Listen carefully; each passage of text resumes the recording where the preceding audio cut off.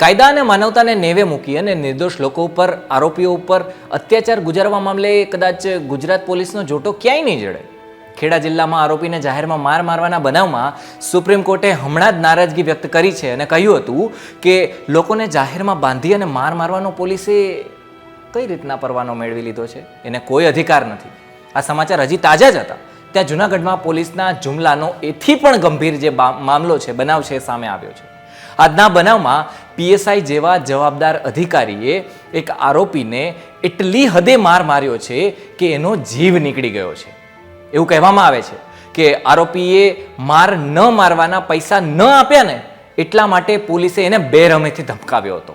જો કે સાચું શું છે એ તો તપાસ દરમિયાન જ બહાર આવશે, પણ પોલીસે ગુજારેલા અમાનુષીય સિતમથી યુવકનું મોત થઈ ગયું છે અને એ બનાવે ચોક્કસ ચર્ચા જગાવી દીધી છે અને રાજ્યની પોલીસની કામગીરી ઉપર અનેક પ્રકારના સવાલ છે ઊભા કરી દીધા છે.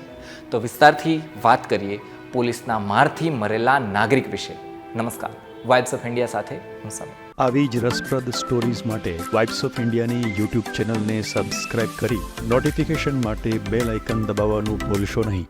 22મી જાન્યુઆરી 2024ના રોજ એક તરફ રામ મંદિરની પ્રાણ પ્રતિષ્ઠા થઈ રહી હતી ને ત્યારે અમદાવાદની સિવિલ હોસ્પિટલમાં હર્ષિલ લક્ષ્મણભાઈ જાદવ નામનો એક વ્યક્તિ જે 40 વર્ષનો હતો એ જીવન અને મરણની વચ્ચે ઝૂલા ખાઈ રહ્યો હતો.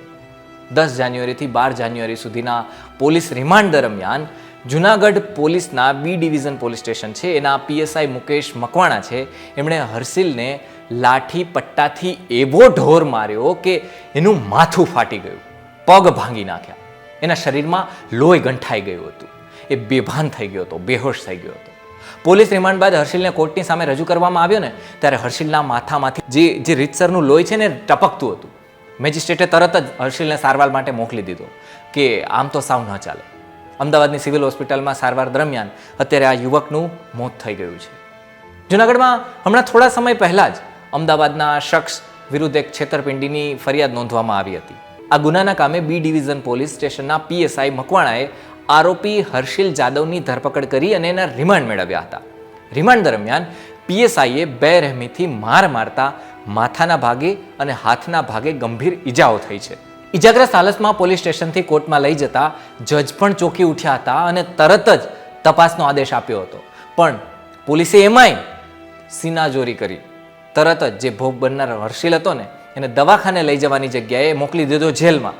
પણ જેલના સત્તાધીશોએ જ ઇજાગ્રસ્ત હાલતમાં હર્ષિલનો કબજો ન સંભાળ્યો કે આ ન ચાલે, સીધો કસ્ટોડિયલ ડેથનો મામલો થઈ જશે. છેલ્લે જામીન પર હર્ષિલને મૂકવામાં આવ્યો અને અમદાવાદ પહોંચ્યા તે એની તબિયત વધારે લથડવા લાગી. અમદાવાદની હોસ્પિટલમાં જીવન મરણની વચ્ચે એ ઝોલા ખાઈ રહ્યો હતો. હાલ હર્ષિલ પોલીસના મારના કારણે આપણી વચ્ચે નથી. કાયદાએ પોલીસને એવો તો કેવો હક આપી દીધો કે કોઈના પર પણ એ આવી રીતના રૌફ જમાવી શકે, મારી શકે. આવો પરવાનો કોણે આપી દીધો પોલીસને? આ બનાવના કારણે પોલીસે જૂનાગઢ બી ડિવિઝનના પીએસઆઈ મુકેશ મકવાણાની સામે હત્યાના પ્રયાસની કલમ હેઠળ ગુનો નોંધ્યો છે. આ વાત કરીએ તો હવે ઇજાગ્રસ્ત થયેલા યુવકનું મોત થતાં હત્યાની પણ કલમ ઉમેરાશે ને એ ચોક્કસ છે. કહેવાય છે કે પીએસઆઈ મુકેશ મકવાણાએ માર નહીં મારવા માટે હર્ષિલ પાસેથી 3 લાખ રૂપિયા માંગ્યા હતા. હર્ષિલે મુકેશ મકવાણાને 3 લાખ આપ્યા હોત ને તો અત્યારે એ જીવિત હોત, કંઈ ન થયું હોત. પણ 3 લાખ એ વ્યક્તિ કાઢે ક્યાંથી? હર્ષિલ સામે 1,20,000ની ગુનો જે છેતરપિંડી છે એનો ગુનો નોંધવામાં આવ્યો હતો.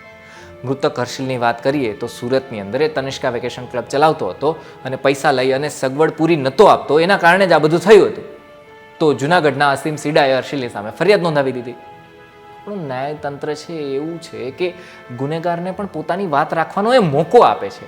પણ આ તો પોલીસની કેવી ગુંડાગીરી કે માણસને જ મારી અને સીધો પતાવી દે, મારી નાખે.